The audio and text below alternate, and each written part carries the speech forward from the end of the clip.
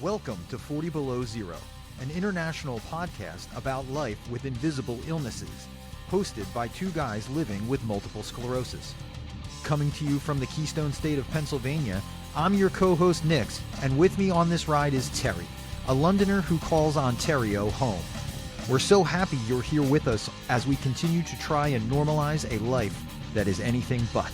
So let's get into it.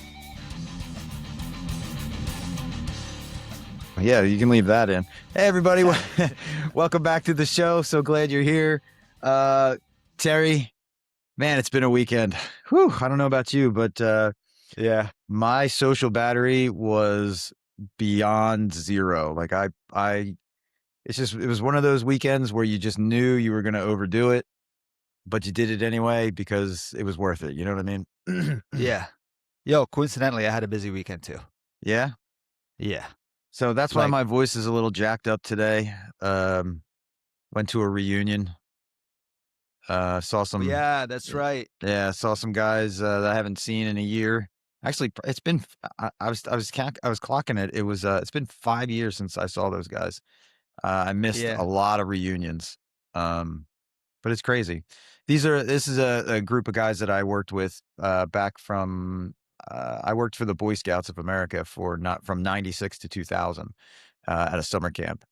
And this was a reunion we have in memory of one of the guys that we lost a couple years, about 10 years ago now, I think, 10, 11 years. And, is that what the reunion is for that? The reunion started because we had all gone our separate ways. And then the tragic news of this one guy's passing, his name was Paul Goldhammer, kind of sparked us all to be like, oh my God, we haven't seen each other in a while. And now we actually, they do. I don't really do much physical stuff, but every year the old heads like us go back to camp and we help the new staff members set up the camp. And again, I don't do the physical. I'm just there at night to see everybody. But they do a great job. It's an awesome thing, and it keeps his memory alive. And it's the Boy Scouts, man. It was a heck of a time in my life, that's for sure. Were you ever part of the Boy Scouts? I was in the Scouts from age 6 to age 21. And I spent 6 years teaching on staff at a summer camp. And these are the guys. So we do a reunion every year for him. So it was nice, but I'm exhausted. It took a lot out of me. and even though it was 2 days ago, still haven't recovered yet. So what were you up to this weekend? So first of all, I was part of the Cubs. Did you know that? No. And you know what's funny? It's when I was living in Saudi, I was part of the Cubs. Really? First of all, I went to an American school, so they had everything in the States. It was there, right? So you won't feel homesick. You know what I mean? Yeah. So I was part of the Cubs, not the Boy Scouts, so right? I used to think I was part of the Boy Scouts, but it's Cubs. It's before the Boy Scouts. I don't know. Yep. But it was like a few years, and I made like cool cars anyway, stock cars. You know what I'm talking about? Yeah, it's known as the Pinewood Derby. Yes. And you get a little block, you carve it up, you send it down the track. And the truth is, I never built it myself. My dad built it.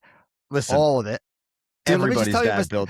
Oh, really? Really? Yeah, okay. Yo, I was like, and my dad added coins in the bottom. Yep. That's a and cheat then code. the guy said, you can't do that. And he took it off and he looked at me like I was cheating. I'm like, it wasn't me. It was my dad. But I didn't say that. Anyway, that's another story. That's funny. This weekend, cool. I went to Stratford on Saturday. Oh, right. Is yes. an hour away, which isn't too bad. An hour away. And I went to a cool wine bar and I got to see Tyson play again. Nice. So yeah, I had fun there. Everything's cool. But you know how it is. It's anxiety going there, making sure I'm having a good bowel and bladder day, blah, blah, blah, blah, whatever, right? Yeah. So everything worked out and I got to meet Tyson's family. It was really cool. And it was a little awkward for me because this lady walked towards me. I didn't even know his family was there. This lady walked towards me and goes, hey, I've been watching your podcast. And dude, in my head, I'm like, what the hell? And then she goes, I'm Tyson's mom. I'm like, oh. You thought you got recognized in the wild. for a second, bro. You know what I mean? Yeah. Anyway, so it was a good day. Everything went well. I had a blast. They had an elevator that takes you up. So they're like, when you come there, come to the side. We'll bring you up. And I went up. Everything was smooth, even though the guy was like, and I put a picture on my story of that elevator. I don't know if people could tell that was an elevator. But Yeah, the oh, guy yeah, was like, yep. let's hope it works today. And I'm like, it's okay. Relax. I'm cool. I'm here, stress free. And he was so cool. They were so cool, hospitable, So I went up. I went in the restaurant. Cool. I saw Tyson. He's like, did you take the elevator? I'm like, yeah. He's like, did it jump? I'm like, no. He's like, oh, you're lucky. So I'm like, oh, fuck. Yeah, I am. On the way out, I got into the elevator, and dude, it was like the whole time, the whole way, bro. And I was like, oh, this is what he's talking about, right? And then I got to the bottom, and I told Tyson, I went, actually, I don't know if I told him. I'm going to let him know, I went through the bumpy ride. It was funny because the guy who was lowering me goes, Tyson went through the same thing. I'm like, it's okay, man. Everything's okay. If I had to use the washroom, would have gone. So Saturday was fine. Went home. It was okay. Sunday, I had another trip. So 2 days in a row, man. Yeah. Sunday, I went to Toronto, and it was a 2-hour drive in traffic and stuff like that, right? So my anxiety, because you're kind of stuck in traffic. You can't really pull over and, Yeah. and I don't mean to talk about this and anything, but I'm like, what if I need to use the washroom number 2? What if? And then, Katrina's like, oh, we just pull over. You do it on the side. I'm like, I can't squat. No. Where's the squatting happening? First of all, if I could, I'm not going to do it in public, bro. You know that. Right. Oh, yeah. But I can't squat. I am not able to, it just doesn't work that way. So, that's just anxiety, right? Nothing happened. I got there. I got to see some old friends I got to see someone I haven't seen in 15 years. I wasn't in a chair. Didn't even phase her because she was married to someone with MS. She was 65. It was her 65th birthday. Okay. Happy birthday, Patricia. And and her son, Patrick, set up this surprise birthday party. So it was awesome. And she saw me and she was like, because I haven't seen her in 15 years. Now I have a beard. Now I'm in a chair, but it didn't phase her at all. Like she was like, hey, So yeah. And then I got home, no drama. Everything's fine. But, just like you, I'm exhausted and I'm so glad to be home. I need a break from my weekend. Yeah. Yeah, it was good. It kind of recharged my spirit when I see those guys, because it takes me back to a time, when we were kings of the world. You know what I mean? Like we were teenagers, we were camp counselors. Did you change in 5 years? Because you saw them, they look at you and you're yeah. losing Well, them. no, it's just one of those things where you instantly recognize each other. You know what I mean? It was I know, but we all look old and gray at this point. A cane? No, I was with the cane, but they've seen that. They've seen me. Okay. All right. Yeah. All right. And a lot of them listen to the show. So shout out to the Rodney staff who listens to us. I appreciate you guys. What's the Rodney staff? The camp was named after a gentleman named Caesar Rodney in Maryland. So it's Camp Rodney. Can we take a minute to talk about the email I just read from the fan? Well, listen, I don't want to get into specifics. I just want to say that you and I received an email from a listener viewer. And I just want to reiterate that kind of feedback is awesome. That's why we do it. To hear stories like the one we did, the woman talks about how she felt alone and now she feels like she's not alone. So it highlights the importance of community. I hope she uses some of the resources that we have on the channel. I hope she goes to the societies, like we said, and gets connected to other people so she doesn't feel that way anymore. But I want to thank her for sending that email, and I want to thank everybody who reaches out, because it's important to Terry and I, because, we want to make sure that we're getting our message out there. So thank you. Now to your thing. So big news. Yes, big news. July 16th, going to Ohio. Ohio. We were both invited. We were both going to go to Ohio to be judges at the Miss Wheelchair USA competition. You could make it, which is fine. They're like, okay, as long as we get one person from 40 below zero. So we got the Canadian. Yeah, which is wild. But yeah, unfortunately, life situation changed a little bit, and I can't make it for personal reasons, but we're getting closer to meeting, Terry. Yeah. Maybe instead of going straight back to Canada, you make a right and head towards the Atlantic Ocean and meet me here. Relax, bro. See, didn't I not just tell you I went to Toronto and I have stressed out 2-hour drive? I'm going on a 5-6 hour drive to Ohio through the border. I was going to say, and the border. Let's not forget that. Yep. I'll be fine. I'm sure I'll be fine. Well, that's awesome. I know that there's a lot of people that we've talked with that are in our community that are in that. We've had Lowry on. Of course, we have Dr. Wagner on. So these are some of the people. We even had, do we have had Chris on? We've spoken to Chris. He's one of the other judges. No, we haven't. We're going to have him on. We haven't. We've talked to him, but we haven't had him on. Yeah. Right. Okay. Yeah. Cause we were on, Wagner's program. I saw all the shorts with you three on there. It was great. So big things happening. Terry's coming to the States. I hope you vlogged the whole thing. And I'm really bummed that I can't meet. It's so close. You're like 8 hours away and I can't honestly, you're further away coming to Ohio than you are where you are right now. It's which is pretty crazy. But big news. Terry comes to the States to be a judge. You know what? The Toronto one was like a warm up. We were like, this is warm up. We're good. We're gonna do this. Man, after Ohio, it'd probably be so easy to come visit you. We'll see. I hope so. We'll do something. Let's just get this one over with. But congratulations on that. And keep us updated as it gets closer. I got the first question I have is, are you gonna have are we gonna see Terry in a shirt and tie as the judge? Definitely. I have my suits. All right, I can't wait to see that. Suits. Didn't you ever see me in a suit? I thought I sent you a picture. Probably. When I went to the gala, whatever. Yeah. Oh yeah, the gala. That's right. Yeah. Sorry, man. I'm dying here. I haven't worn a suit in such a long time other than the gala. But, I used to wear suits all the time. Not suits, but ties, shirts, all that crap. I'm a big vest guy.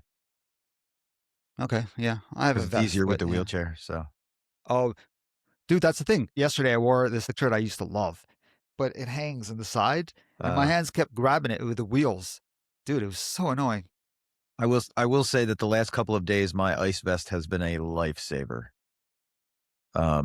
Just literally getting from my house to the car would have put me down for the day if I didn't have that ice vest on.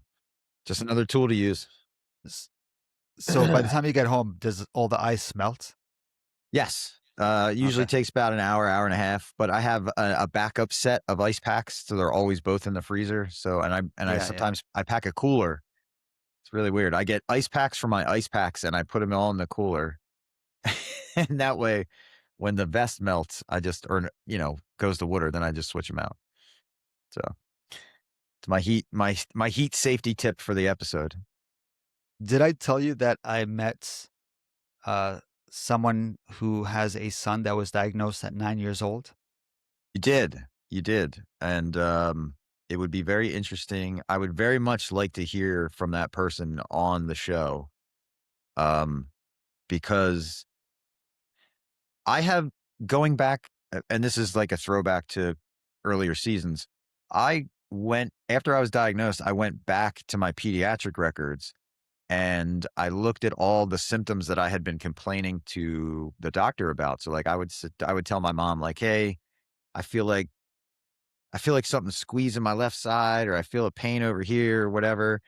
And we would end up going to the doctor. The doctor would kind of be like, oh, like if I was complaining about my legs, he'd be, oh, it's growing pains, that kind of a thing. They would kind of dismiss it.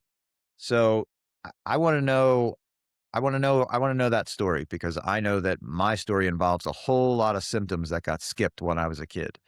It's nobody's fault. I mean, you don't jump to that right away. Back in the mid 80s, they weren't like, hey, let me give this 6-year-old an MRI to see if he has MS because his legs hurt, or it's just this 13-year-old. You know what I mean? Like, yeah, I don't know. Yeah, I just think the mindset of the whole thing is different now. So it'd be interesting. I definitely want to talk to them.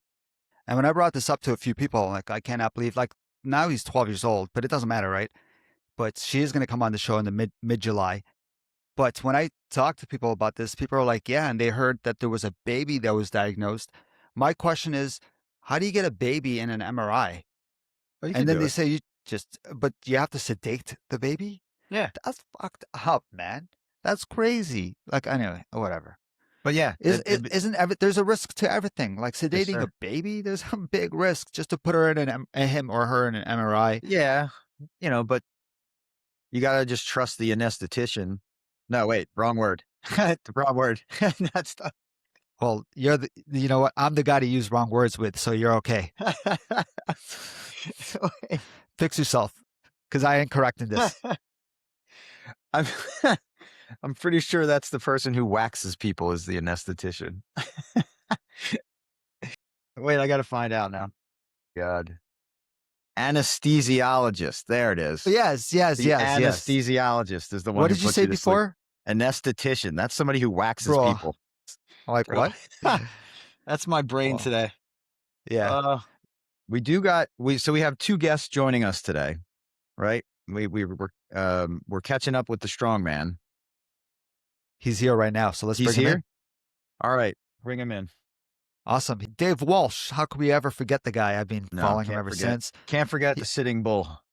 Yeah, that's right. Sitting Bull UK? Yes. All right, I'm bringing him in. Hello, sir. How are you? I'm good. How are you guys doing? Good. Your beard got longer. Sorry, that's the first thing I'm saying. My face got smaller. Oh, is that what it is? I don't know. Yeah, it's a trick I've got. You just squeeze it up and it looks bigger. How are you guys? Okay? Doing well. Yeah, man. I'm seeing big things on Instagram. What you been up to, man? What's new? I hear you got a lot going on. What have I got going on? Not really. I've kind of retired from Strongman. Within the past, month or so, I decided just call it a day. It's a decision I've been wanting to make for quite a while. Yeah, it just kind of seems like I've reached as far as I could go, and maybe I'll look into another venture, maybe not. Who knows? Who knows? But yeah, I hit a couple of world records. I can't remember when the last time I spoke to you guys were. Um, At least 2 years ago. at least 2 years ago. So I hit Yeah. a deadlift world record. 701 kilo, Shoo. and I don't know if I did the truck pull. I've seen the truck pull. The truck pull is, you know what? I show that video to my friends and I said, that's my goal. I want to be able to do that. That is something else. And they're like, what? I said, yeah, you think you have, like, I don't know. Funny. It's so great to see that there's just so many people who can't do it. And there you are just going for it. And it's amazing. Yeah, it was a way to fill a weekend. So yeah, pulled a truck, got drunk. What more is there in life? Yeah, but apart How from were that, you? it's kind of like, yeah. Go on, sorry. No. How were you mentally when you retired? I was ready, I was ready. For a while, it's been more of a bit of a process, going to the gym, hitting my numbers, making sure I follow up on things, and it just wasn't as enjoyable as it's been for the last few years. Like when I was aiming to reach the top, that was when it was like really enjoyable. And then when I hit the top, it was like, oh, great, okay, now what, kind of thing. And then the next year I hit the top again, and it was like, oh, fantastic, great. And then it was like, just started. I started like I was getting sponsors, and this great earning money from it and stuff, and it was kind of like turned into more of a job Yeah. for a while. So I think nobody really tells you about what do you do when you hit the top kind of thing. Like what do you do when you hit your goals? It's all like, oh, it's gonna be great, it's gonna be amazing, it's gonna be fantastic. And it was, don't get me wrong, but then it starts like, yeah, meh, what now? Kind of thing. So I feel like I was mentally ready to retire.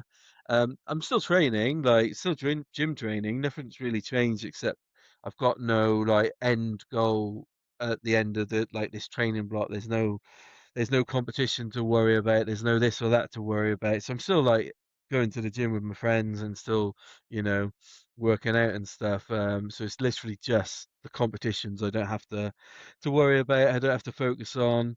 And who knows? I might hate it and in a year be back.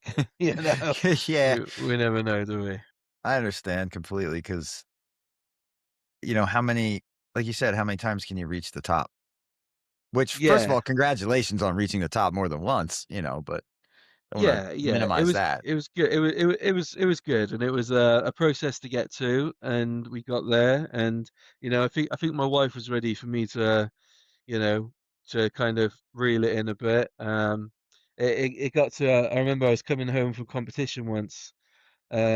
I think it was after winning my third Britain's Strongest Man. I was like, I come in the door, and I just looked at my wife, and she looked back at me, and she was just like, I don't know who you are. And she pointed to the kids, and she was like, they don't know who you are. And I was like, I looked up, and I was like, shit, I'm in the wrong house. So I had to roll down the street and go back into my actual house. No, no, it was like, I've been focusing so much on the goals for so Yeah. long that things do, like, you know, lose priorities and stuff. So it's good to get everything back on track. Yeah, but Yeah. everyone was time. And I would imagine, and please correct me if I'm wrong, but I would imagine that for as amazing as winning all those awards and those titles and the recognition are, it has a deeper level of fulfillment when you're around the house, being involved with family and stuff like that. Nah, that, man. I hate being around house. I'm doing everything I can to get out. No, no. I mean, for them to be as supportive as they've been over the years was great, and it was needed. Don't get me wrong. But now we can work on family goals. Not that we've got many. Just kind of don't die and It's a big stay one. together for another year. Yeah, it's a big one, and we're doing all right. We're doing okay so far. So stay Nice. together for another year, and the kids are getting older. Like my eldest is like 19 in a few weeks, and my middle Yo, one's that's for crazy. 60. Yeah, Yeah, man, they're grown, earning money. They're yeah, not yeah, bringing any yeah, home, yeah. but earning money. Um, Yeah, but yeah, yeah. so and I'm 40 this year, so I'm getting on a bit. So I Welcome need to the to. club. Yeah, I need to start acting my age a little bit.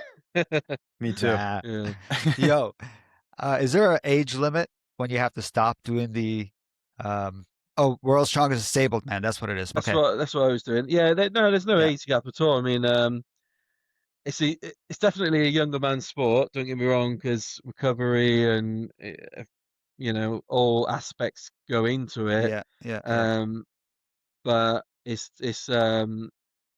yes, So I you can I still jump know. back in like Yeah, yeah, 5 yeah, years if definitely. you were like, you know what? Okay, I'm gonna do it again.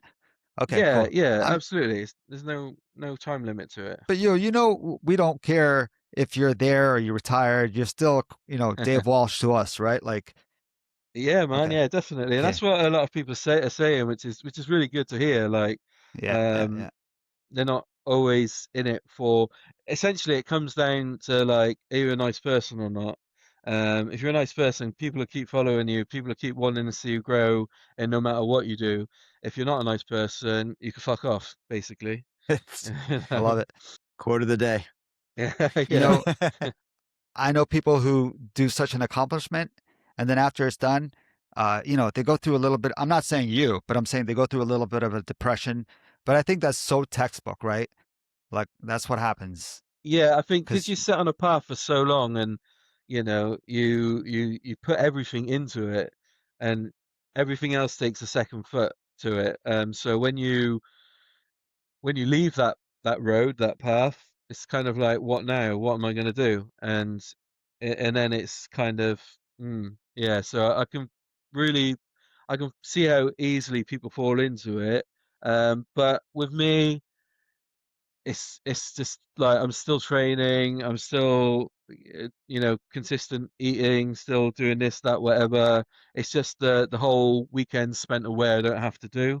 And I, kind of was not liking that at the end anyway so much. I didn't like going away, spending time away and that. So I mean the peace was nice, don't get me wrong, but it'd be nice to going away like with my wife or something, and going away with the family or something.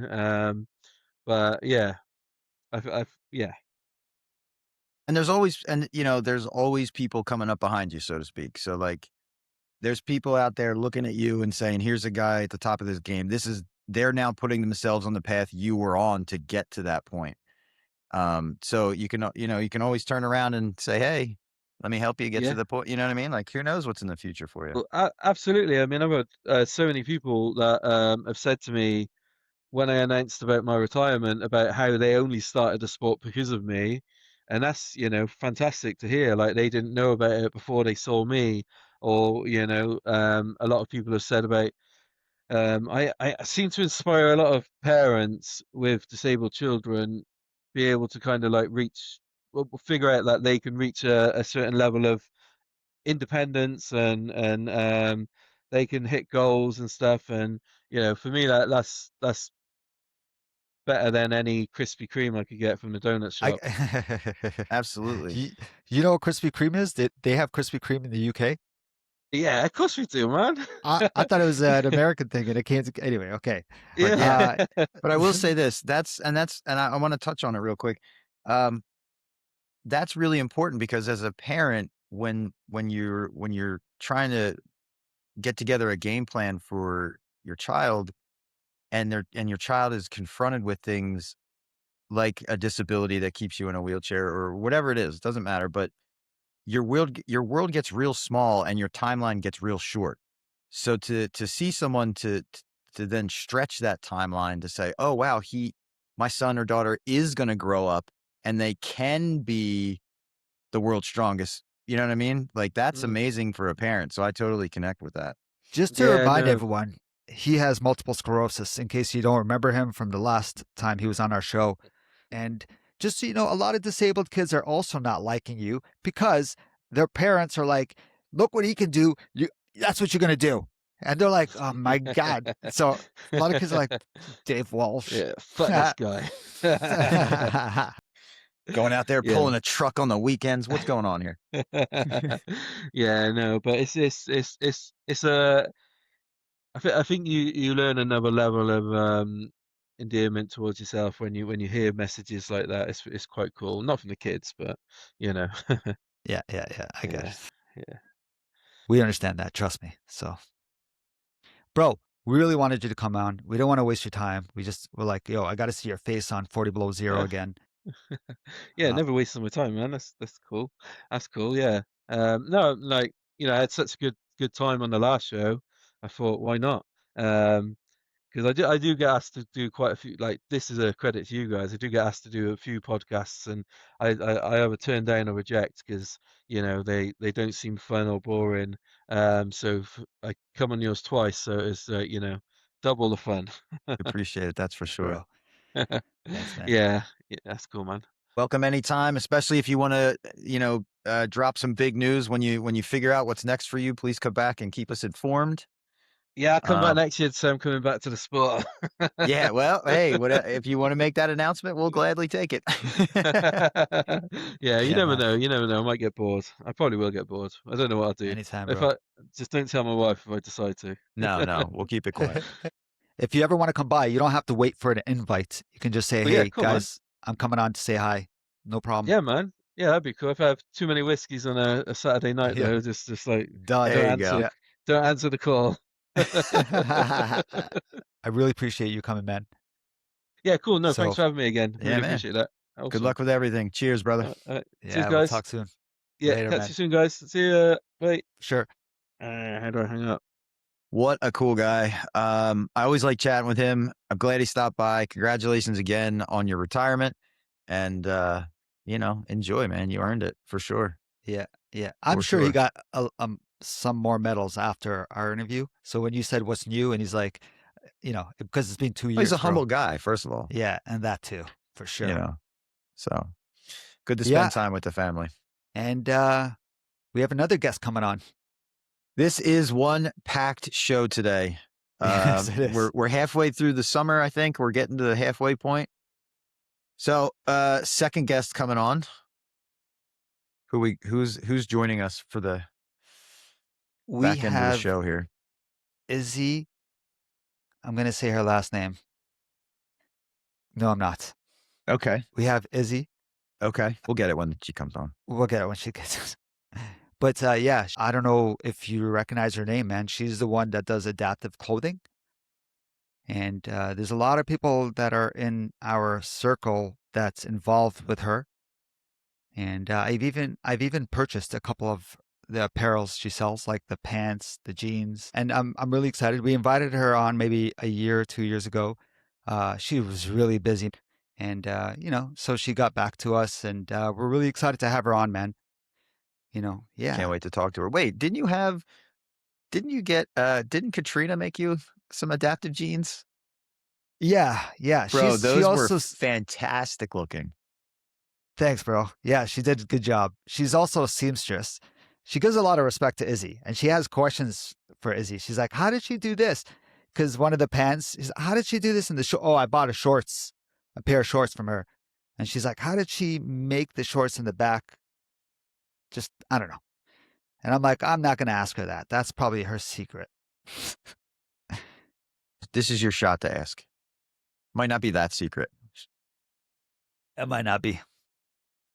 And if it is, you can always edit it out. So I'd ask. Edited it. Edited it out. Edited it out. Hello, Izzy. What's going on? What's going on? It's this. What's going on? So nice to have you here with us today. I really appreciate it. Having me. No problem.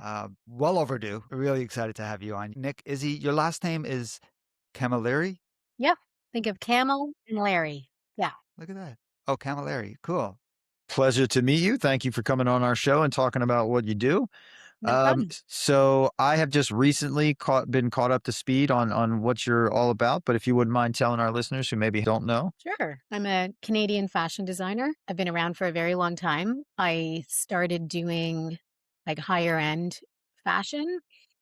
And around 2005, I started to do some custom work for a wheelchair user.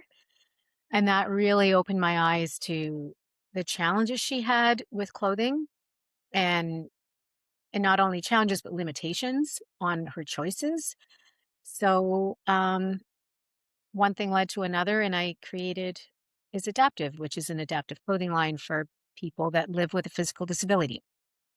Excellent. That's awesome. So what are some challenges, like the way the clothes lay, the size of jackets? Like, what are we? That's just off the top of my head. That's just what I'm thinking. Yeah, well, it's all of it. And it really depends on your personal limitations. So, it could even be as simple as someone who has dexterity issues in their hands and not being able to do up a little shirt button, for example. So replacing those with magnets can really help and even just help someone dress independently without having to rely on somebody else. For wheelchair users, just being in a seated position all day long. Even when we put on a pair of pants or jeans, for example, they ride down at the back, they cut you in your gut. When you're standing, everything fits fine, and it's because clothes are designed in a standing position. The seated aspect of it is kind of secondary, and even they don't even really think about that. So for wheelchair users, even jeans could be very dangerous. Pressure sores can happen from sitting all day long. Like there's so many things to consider with clothing, even a long winter coat. If you can't stand up to tuck it underneath you as a paralyzed person, for example, you can't wear a long winter coat in your chair. You just end up with a big puddle of fabric around your waist. So there's so many issues. Totally relate to what you're saying. Being a wheelchair user, first of all, I bought a couple of your apparels. I bought the shorts, and I'll get yelled at if I don't ask you this, but she's like, "How did she do it?" Because my girlfriend's a seamstress, so she's like, "How did she do it?" Because you gave it perfect. I don't know how to explain it, but it fits perfectly when you sit down. Because a lot of the stuff I wear when I sit down, it rises up, but those shorts are perfect. And she's like, and she wants to make it. She's like, "How does she do it?" I'm like, she's not gonna give her secret away, but yeah, and the jeans with the whole lift, you can lift it up through the elastic. You know what I'm talking about? Genius, you know what I mean? All this stuff. But who's the person that motivated you to start doing it? I'm not sure if you're aware of a woman named Barbara Trimble. You ever heard of Barb? So Barb, know a lot of Barbs. in 1982, she was working at a convenience store, had a part-time job in high school. She was in grade 11, I think. And somebody came in to rob the store, shot her in the back of the neck, got $300 out of the till, and left her for dead. But she survived and she became quadriplegic from that injury. And she ended up, like, after getting out of the hospital, she and finished high school. She studied journalism and became a reporter for the Toronto Star. And That's where I heard the name from, right? yeah, she was a journalist. Yeah. And so she actually asked the fashion editor at the Star who she would recommend, because she was looking to make a shearling cape that she could wear when she took her service dog out for walks. So the fashion editor gave her my name only because I was familiar with working with leather and fur. And shearling is that. It's like leather on the outside and then curly fur on the inside. And that was the only reason why she recommended me. So I met Barb, and I was really nervous because I'd never worked with someone who had a disability, someone who was a wheelchair user, and she could not move anything from her neck down. And so, like, her arms were either on her armrest, which someone placed there, or literally picked her hands up, and sometimes her arms would be crossed on her lap. So I was, very, like, mindful of my words and even just how I touched her, because I had to measure her. I had to understand what this cape needed to be. So we made the cape. It turned out great. We even put pockets on the inside so that her hands could be in the pockets, but not only to keep her hands warm, but also because often if she would be outside and there was this big gust of wind, it would kind of dishevel all her clothing. So it was a way for her to keep her coat down. Fashion safety.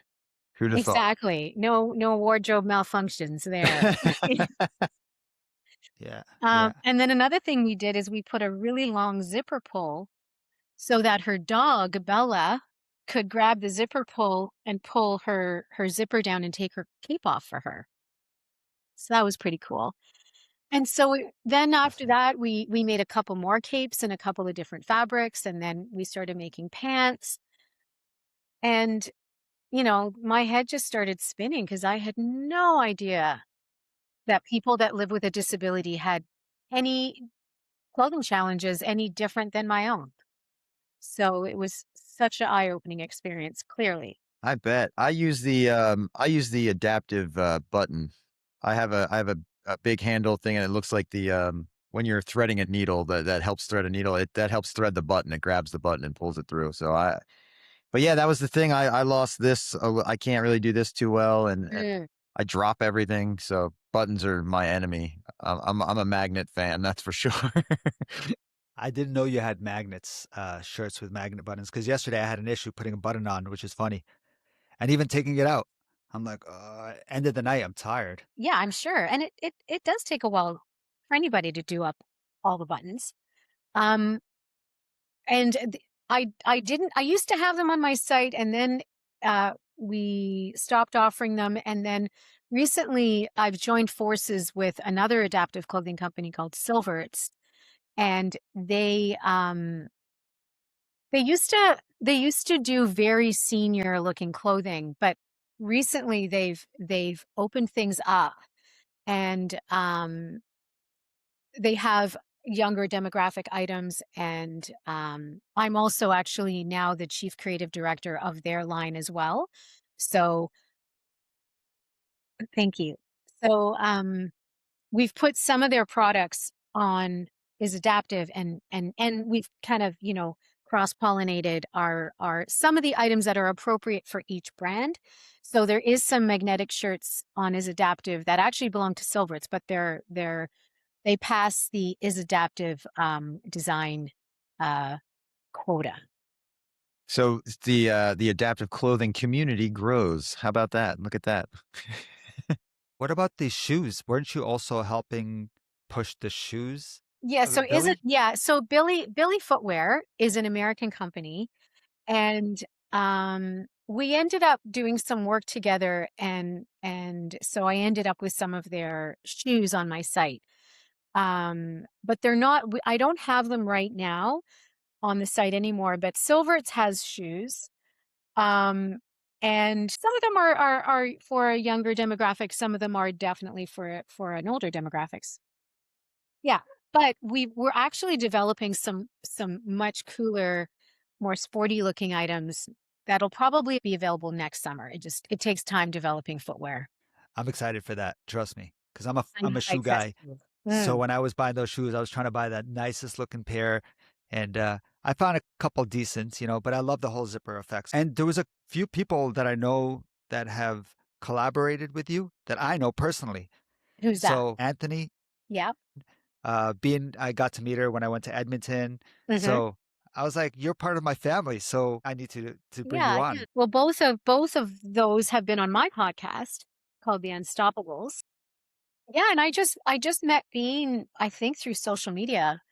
Um, she's awesome, and she's a very powerful person. And Absolutely. I've met her. She's been in Toronto a couple of times, so I met her in person. And Anthony, I've also known for a very long time, and he's been an Is model for a very long time, and a good friend as well. Is Terry going to be an Ismail? When you got to get the. Relax. I was in Toronto, by You the know way, what? We're yesterday, always which is looking for funny. models, so I'll hit you up. I was in Toronto yesterday. I used to be in Toronto, and then I moved to London, Ontario, Mm. when my illness progressed and all that stuff.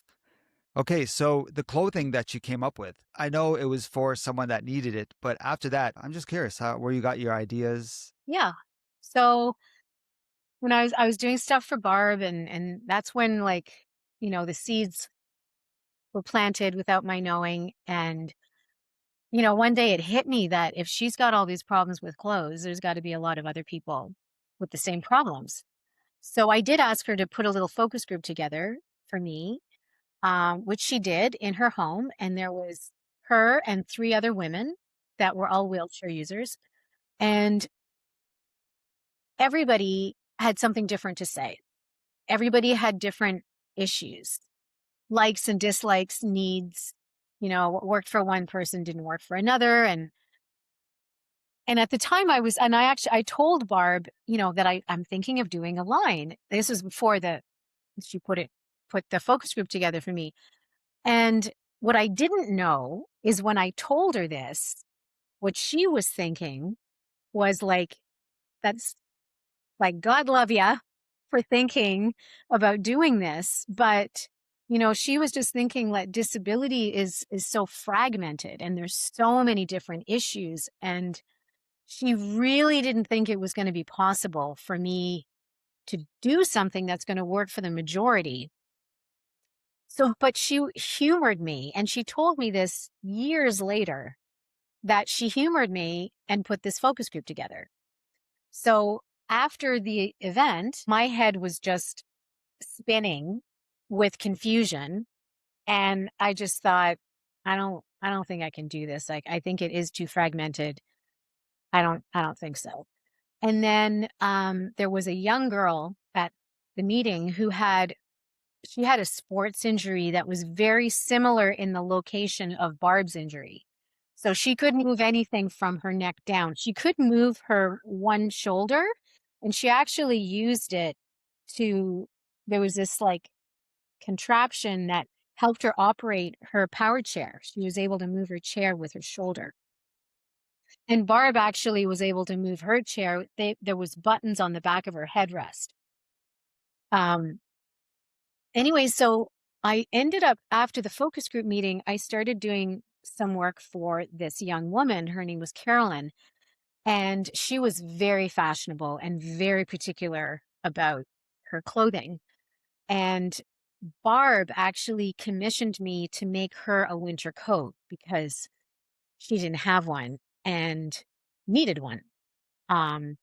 So Carolyn and I got together. We talked about what the coat needed to be from both a fashion and function perspective, made the coat, turned out great.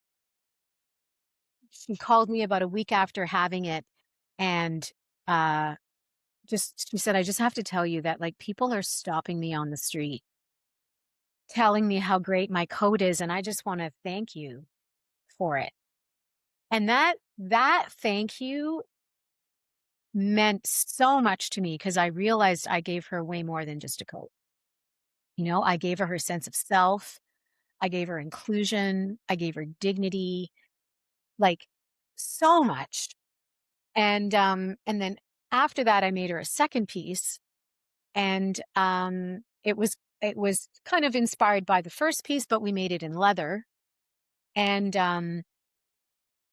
then after I gave that to her, I was like, she's gonna be so excited. And I was just like, when I was driving home, I was just feeling what this piece of clothing was going to give her and allow her and all of that. And I have no other way to describe it, but I had an epiphany, and I realized how I could, like, what that common thread was that could allow me to do a line of clothing for people that used a wheelchair. And basically, it was the position that they spent their day in. So if I could accommodate clothing that worked while you're sitting and comfortable and easy to get on, like there are other, bullet points here, that was kind of like the Cadbury secret. And just, being a pattern drafter, being a technician the way that I am, it did take a lot of experience in understanding what to do with the patterns, because patterns, again, like they're made for standing. Yeah. So what to do to make them work while you're sitting. So that was a very long answer to your question, but No, it's great. That's an amazing story. Do you make anything for non-disabled people? And is that what you obviously started that way, right? yeah, I don't Awesome. do much. I started to service the film industry while I was still doing my fashion work, because I needed the money. And, being a Canadian fashion designer is not an easy thing, as well as just like any artist in Canada, it's really, really challenging, especially from a financial perspective. So, you know, had I left and gone to New York or Europe, life might have been very different, but, I love Canada and I wanted to stay here. And so I started to actually make a very big name for myself in wardrobe departments that were shooting in Toronto. So I started becoming an outside resource for films and TV and music videos and commercials. So we've done like everything under the sun you can imagine. And so to this day, I actually continue to do that work. I don't do as much of it, but and then I do take on the odd custom job for, anybody that needs, well, I shouldn't say anybody. Like I just don't have a lot of time to really promote it. So Sure. I'm very particular about what I do, because I don't, my bandwidth is not, Sure. can't go that far. And I'm sure every now and again you get presented with a person comes to you or message you and says, "Hey, I see your clothes. I like your clothes, but there's just one thing I can't do. It would be so much better if it was just a little customized in this manner, I'd imagine." Yeah. And sometimes I can accommodate, and sometimes it could be as simple as, you know what, you just need to go to your tailor and put that zipper in where you need it. Or, you can hem your pants. Like I've taken my seated pant as far as I could and generalized it for this demographic as much as I could. And then even like with inseams, I'm not in a position to offer 4 or 5 different inseams. So we just make them long, and then you can shorten them. In your experience as a person who sits every now and again, because I'm an ambulatory wheelchair user, Should my pants be longer or wider to accommodate sitting? I can never figure that out. Longer. Longer. Okay. Yes, All right. agreed. All right. Cool. I didn't want to answer that, but From I'm the like, yeah. from the pro, I'll take it. I would say, like when we sit down, our pants ride up about 2 inches. So go 2 inches longer in your inseam, and you won't be wearing floods. Yeah, there's a lot of times where I've just kind of like lowered the waist while I was sitting and been like, all right, well, these are drooping off my butt, but they look Right. good. Right. I get Yeah. it. You were also at Access Fest Yep. in Toronto, Yep. and Mhm.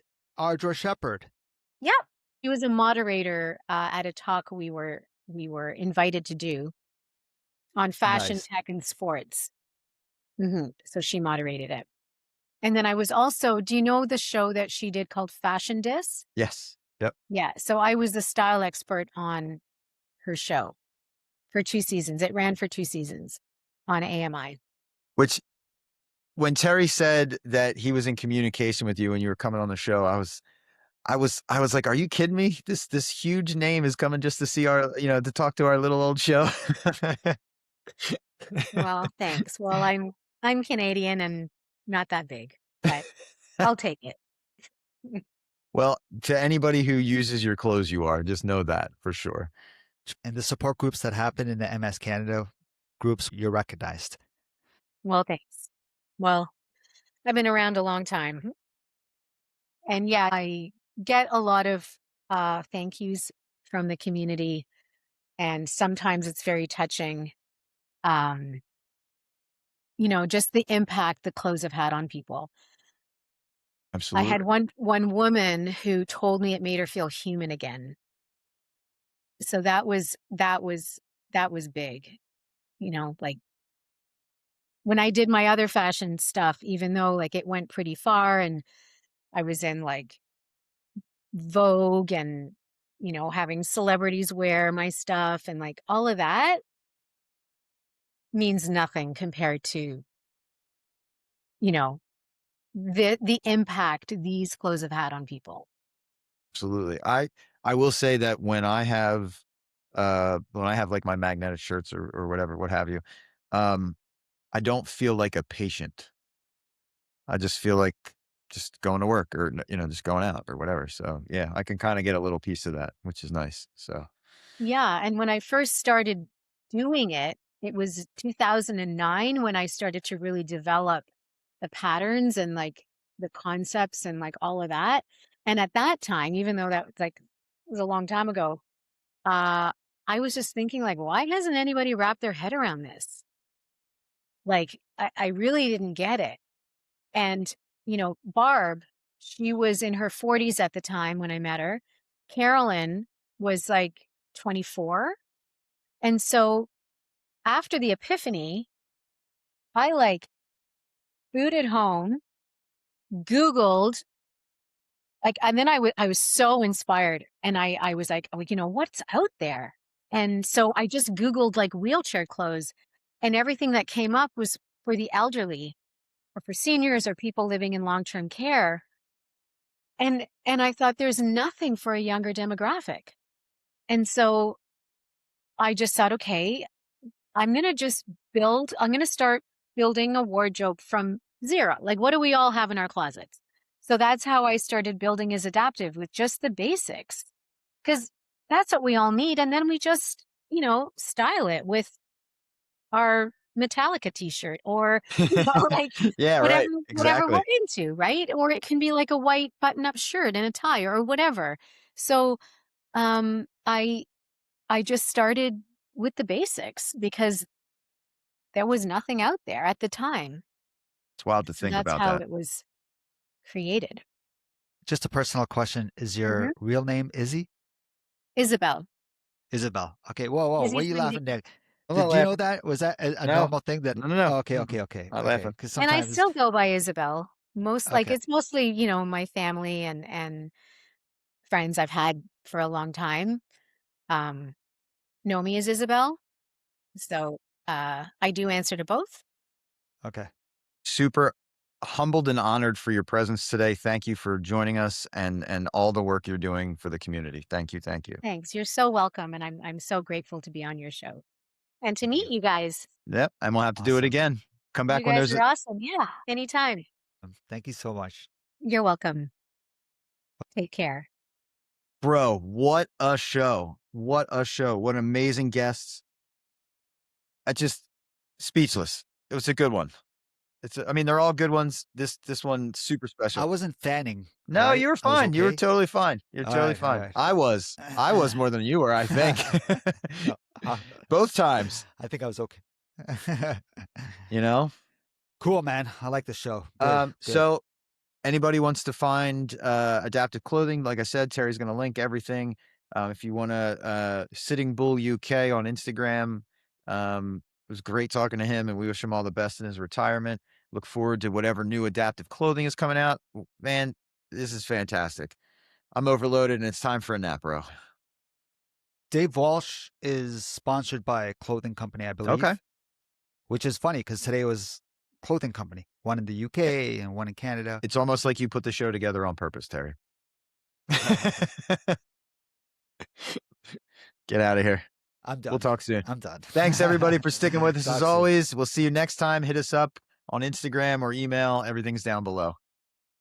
Don't forget to like, subscribe, leave a comment. Guys, subscribe. What are you waiting for? Thank you. Peace. Peace. So check us out at 40belowzero.com. That's 4, the letter T, below zero.com. Our email address is info@40belowzero.com. And if you don't want to email us, no problem. We're on Instagram as @40belowzero. Awesome. Looking forward to hearing from you, and we'll talk soon.